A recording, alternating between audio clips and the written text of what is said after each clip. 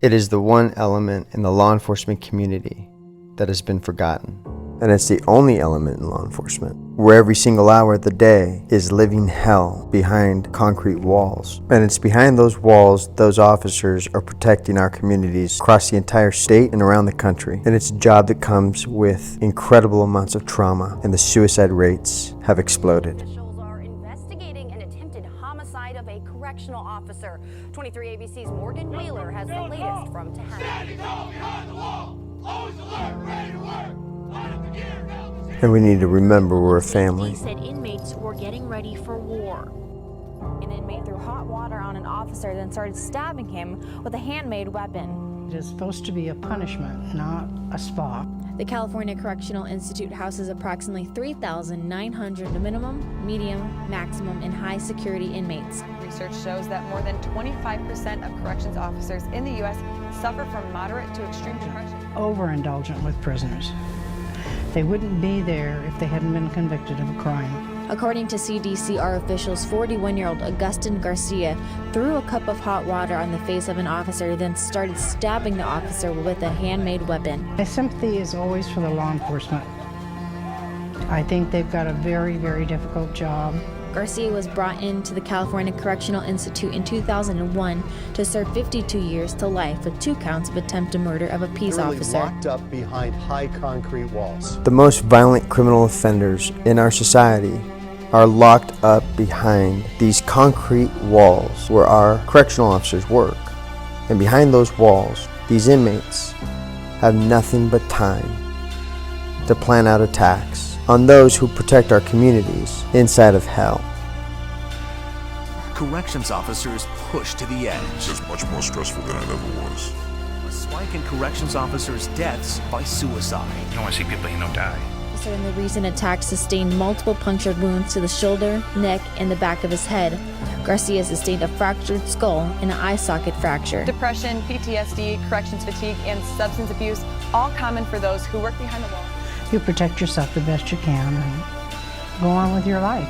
24 hours a day, they are in an environment surrounded by sexual predators, career criminals, and documented gang members who have no problem killing them. Correction officers have a 39% higher chance of suicide than pretty much any other job. And oftentimes they feel forced to suffer in silence. Officers may deal with more violent felons in a single day than a typical police officer does in a year.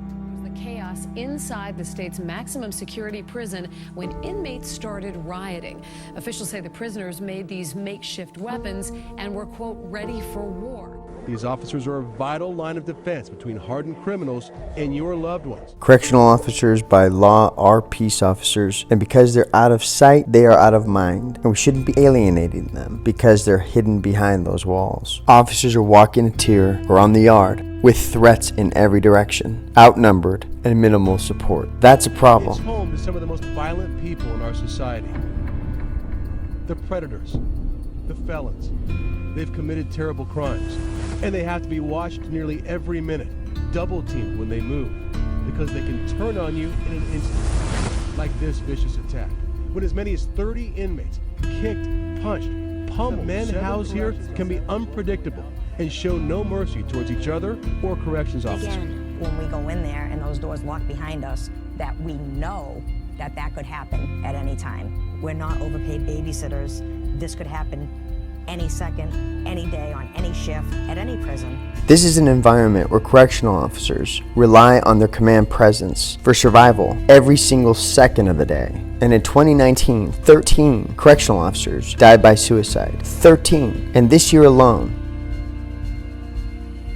the impacts of trauma alone sustained on the job is devastating. But what is even more crippling is the impact they feel from the loss of partners who die by their own hands in an environment that is already a war zone. And as of this morning, the 7th died at Wasco State Prison by suicide. Blood had ran down through my jumpsuit into the lower parts of my jumpsuit. I was dripping all over the place. Officer Harbert, whose attempt to confiscate an inmate's weapon set off the revolt, had been beaten, kicked, and stabbed. Well, this is one-sided. The worst of California's criminal offenders get sent here. This year, they're on track to have over 700 assaults. The law enforcement community in this country is already facing challenges, but the culture needs to change in an effort to end police suicide. And sometimes we are our own worst enemy by comparing each other in a peer-driven environment where stigma exists in every corner of the profession and is the driving force for not getting help when we need to. The California Department of Corrections and Rehabilitation is fortunate to have a union called the CCPOA, fighting every day for their rights and to improve their working conditions in every prison and correctional institution in the state. But we must do more as a law enforcement community to bridge the gap between law enforcement in the field and our law enforcement behind those prison walls where violence permeates in every single minute of their day. This is why the CCPOA started in the first place. Our history starts with the suicide of a correctional officer in the late 1950s. Despondent over the grim working conditions at San Quentin. The state in those days considered us like janitors. It was just you and your set of keys and a radio walkie-talkie to call for help if you needed it. Well, you had a lot of guys who worked there 40 years, because they didn't have retirement, they had to work until Social Security. Even the inmates that we escorted in the lockup area, they weren't cuffed. No stab-proof vests, even in the lockup units, there were no stab-proof vests. I know at least a dozen guys that got stabbed over there, like the one guy, Turner, I told you, got killed. Troubled by the suicide of a fellow officer, a small group of San Quentin officers travels to Old Folsom and other prisons to rally support for creation of a union. And in 1958, the California Correctional Officers Association is formed and begins speaking out against the low pay and dangerous working conditions in California prisons. When I started, I think my salary was something like $368. I might have made $480 and took $360 home. On the yard, we didn't carry personal alarm devices. We had a whistle. If you had a riot or a disturbance or something like that, they would pass out straight nightsticks. We didn't have an academy in those days, so we were trained by the people we worked with. We never used to get paid for overtime. They would give you vacation hours, and then if you were a young officer like I was, come around November or something, when nobody wanted vacation, they'd come up and say, hey, you got 2 weeks starting next Monday. They expected you to toe the line, and they told you what to do, and you better do it. And if you didn't do it, then you down the road.